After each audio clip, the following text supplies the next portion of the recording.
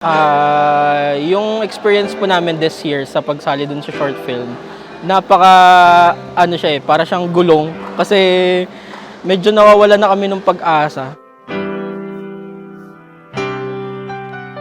Falling to pieces, but I need this, yeah, I need this. You're my fault, my weakness. When did you turn so cold? Yun yung isa sa pinaka nagustuhan ko sa mga taga-Timonan kasi napaka-approachable nila at sobrang babait talaga. Shoutout po sa nanay ko! Sorry ma! Kanina pa ako na-stress wala sa bahay! First of all, I wanna thank my family and my friends. 50M Secure.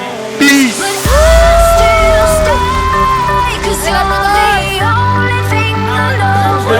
Sa wedding lang ako nag-interview. Sa wedding lang ako paano kayo nagkakilala? Akala ko talo na kami. Wala lang, hindi ko na-expect na magiging champion tayo. Saan tayo kakain? For champion for our short film invitational.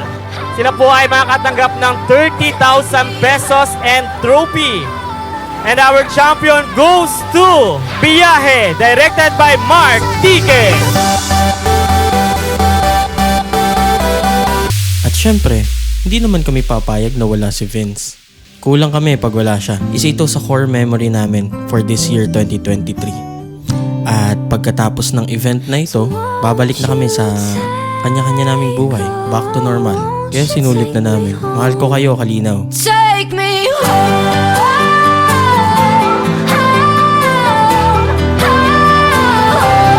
Take me home. Thank you po guys sa lahat ng mga sumuporta sa film namin.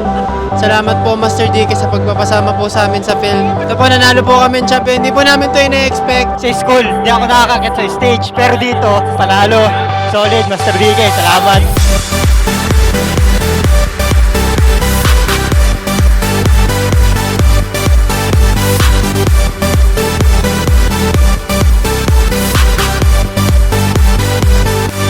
Take me home.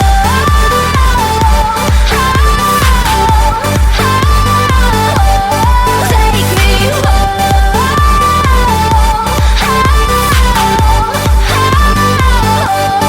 Take me. Naging maganda po ang laban namin. Congrats din pa sa mga nanalo. Medalya, Hilahil, thank you guys. Napaka-solid nyo rin.